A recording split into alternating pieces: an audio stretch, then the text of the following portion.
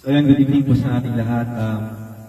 Tapos pusong pasalamat po sa grupo na effort na pumunta po dito para po celebrate po yung kanilang mansari at the same time po yung mansari po namin nilangga. So thank you so much po sa grupo po ng Team Rochelle Langga Group, no? Most especially po sa effort po nila Tita Melanie and Tita Irene, no? At sa lahat po ng grupo na talagang nagbigay po ng suporta dito, no? So another months naman po natapos, no, na talagang napaka-productive ng buwan na yun. Ay, so napaka-productive po ng buwan na yun, no.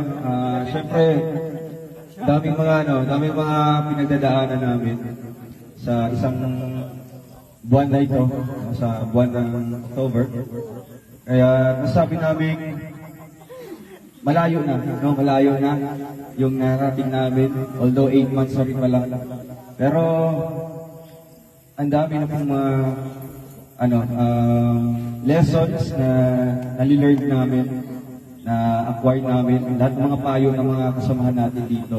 Talagang yan po yung tumutulong sa amin para po to become better, no?